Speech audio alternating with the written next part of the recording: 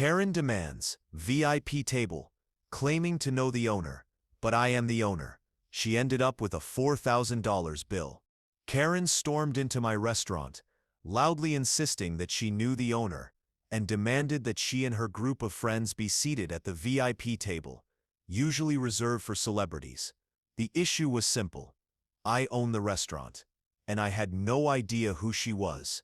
Instead of calling her out immediately, I decided to play along and see where this went. During dinner, one of the girls made a comment, asking if I thought my life was pointless because I worked as a waiter. That was the moment I knew the evening would not end well for them, and I planned to deliver my response in a way they would not forget. This all happened during the Christmas and New Year season. My grandparents immigrated from Italy to Canada in the 1970s and opened this restaurant. After they passed, my parents expanded it and kept it running for decades. I began working here at 15, and when my parents grew older, they retired and started spending winters in Florida.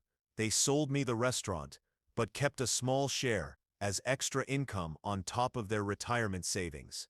Once I officially took over, I gave the place a complete update.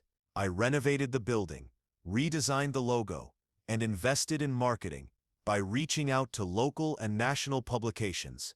I invited critics, bloggers, and online creators to come and try us out. At first, it was slow, and I worried that the loan I had taken was a huge mistake, and that I might destroy a family business that had lasted 3 generations. But then, things changed. A local YouTuber included us in one of his videos, and that exposure brought in new customers and reviewers. Soon, even on slow nights like Mondays, we were seeing 5 to 10 times more business than usual. We became a go-to spot for large gatherings, and sometimes even celebrities stopped by. I even invited high-profile chefs to cook for our guests, which was expensive, but it made us fully booked for the holidays. By then, people had to reserve tables as early as July for December. It had taken years to reach this point, but it was finally paying off. When the restaurant is busy, I do not just stay in the office. I am on the floor, working wherever I am needed, greeting guests, clearing tables, or even cleaning floors. On nights with special events or VIP clients, I wear a jacket and personally oversee everything. One of those nights, 6 young women walked in. 5 looked to be in their early 20s, while the leader, who I later called Queen Karen, appeared to be in her mid-20s. I assumed she was either an older sibling or a senior sorority member leading the group. I was at the entrance when they arrived, and Karen was boasting to the others about how great the restaurant was, how good the food would be, and even suggesting that they might see celebrities inside. When she reached me, she asked for a table for 6. I politely asked for the name on the reservation, but she looked surprised and said, "Oh, I didn't make one, but that's okay. The owner is a close friend of mine. He always keeps special tables available for important guests like us, so we still just take one of those." This practice is common in well-known restaurants, and I sometimes do keep a table open for genuine VIPs, but I had never met this woman, and she had clearly made it up to avoid needing a reservation. Unfortunately for her, she picked the wrong person to deceive. I calmly explained, "I'm sorry, but we cannot seat anyone without a reservation. As you can see, every table is full." I avoided saying outright that I was the owner and had never spoken to her because I did not want to embarrass her in front of her friends just yet. Karen, clearly annoyed, told one of the other girls to take a photo of me.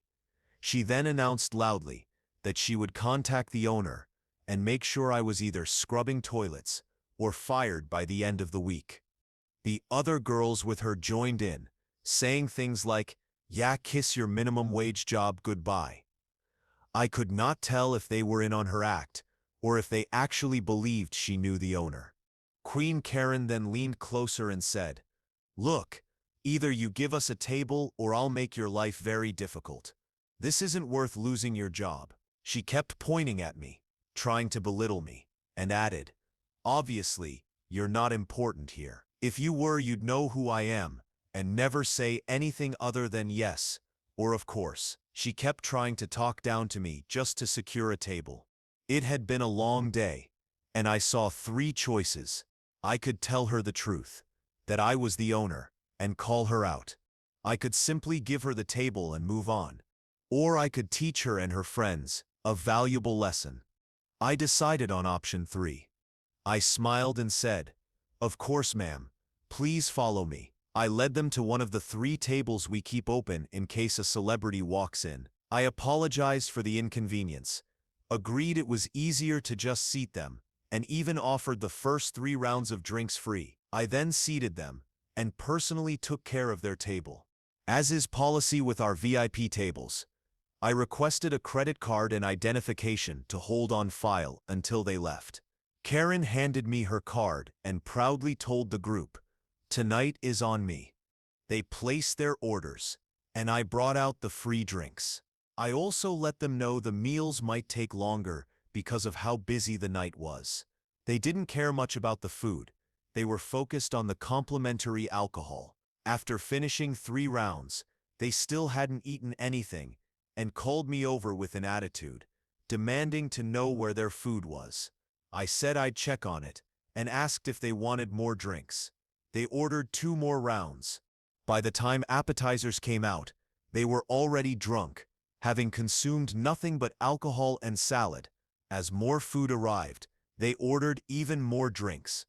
What they didn't realize was that they were seated at our VIP table, which normally costs thousands just to reserve.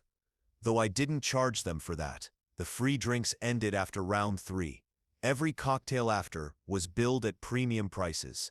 On top of that, VIP menus don't show prices. These menus include luxury items such as white truffle dishes, black caviar meals, and imported oysters from the West Coast. At one point, I questioned if I was being too harsh, especially since they might not fully understand how the VIP setup worked, but then I overheard them again. One of them asked me if I thought my life was meaningless because I was just a waiter. A staff member later told me the group was plotting how they could push me around in the future, convinced I would always give them special treatment. I also overheard, "He's cute, but I'd never date a waiter. He's such a pushover." Those comments convinced me to continue. By the end of the evening, each girl's portion came to around $500 to $600. The final bill totaled $4,223, including tax and tip.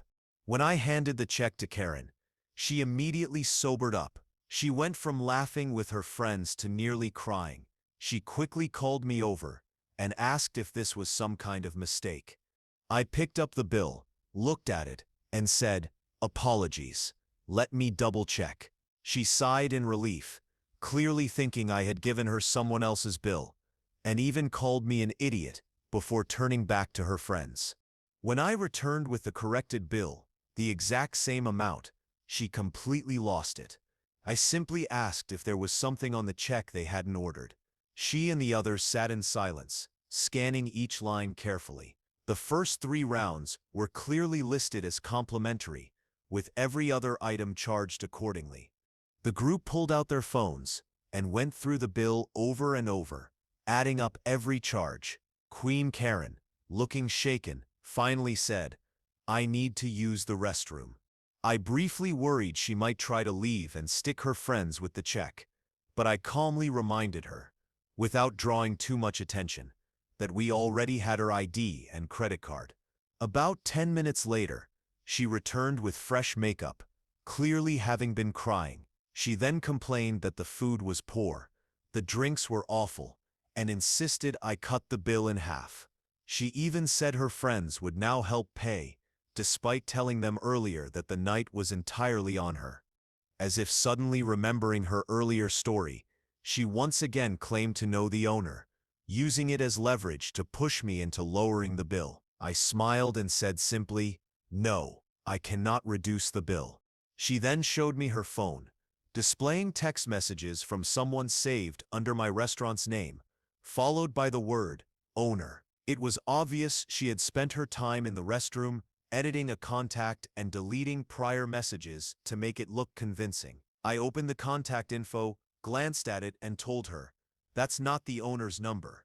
Her excuse was, "He has multiple phones for business. Of course you wouldn't know them all." I replied, "Then let's call him right now. If he confirms, I'll reduce the bill by 50%. At that, she began yelling, drawing attention from the few remaining guests. I decided it was time to be direct.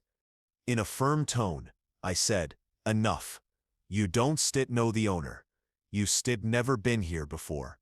If you keep this up, I'll call the police." Her tone shifted as she tried to defend herself. I continued, "My grandfather founded this restaurant. My family has run it for generations. I've worked here nearly my whole life, and I am now the sole owner. I've never seen you. I've never heard of you. And I've certainly never made promises to someone I just met tonight." Her friends froze in silence, while she began crying. I added, "I gave you the table you wanted, one of our reserve VIP tables, and I didn't charge you for it. You received 3 rounds of complimentary drinks, but if you don't pay your bill, I will contact the police and provide them with your ID." She signed the bill in tears, while her friends pulled out whatever cash they had, maybe a couple $100, promising to pay her back later. 2 days later, an angry man came into the restaurant, asking to see me. He waited about half an hour since I was in the office. Karen was with him, but kept her head down. When we sat down, I played back security footage from the VIP section. Because of past incidents, those tables have high-quality video and audio. He watched as I showed him their comments, their orders, and the entire night unfold. When it was over, he left the building furious, yelling at her the entire way. I have not seen or heard from them since. The bill, not including the $120 oysters they ordered, is now framed on my desk. As a side note, I did not actually lose money. That table was meant to stay empty unless a celebrity appeared, so I wasn't expecting profit from it anyway. The food and drink charges easily covered the cost of the first 3 free rounds. So was I in the wrong? The most striking part of this entire story isn't just the attempt to bluff their way into a VIP table or avoid paying thousands of dollars. It was their view of the world. The comment one of them made about whether my life was meaningless because I worked as a waiter stood out most. At one point, I almost considered easing up on them, but hearing someone dismiss my entire career, a career my family built over 3 generations, convinced me otherwise. That level of entitlement is hard to believe. There is nothing wrong with any job, no matter the pay. Whether it's being a janitor, a cleaner, or a server, every role has value. What's frustrating is when people act superior simply because they don't hold those jobs. In this case, she not only believed it, but openly mocked me for it. In the end, I'm glad the situation closed with her father realizing what she had done and holding her accountable.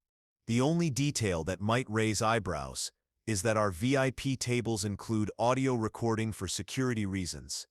Some might find that unsettling, but it's standard practice in certain areas. Overall, I think the outcome was fair, but I'd like to know, how would you have handled it? Was I wrong or not? Thank you for watching. If you haven't subscribed yet, please do so and click the notification bell to stay updated with more real stories from everyday life.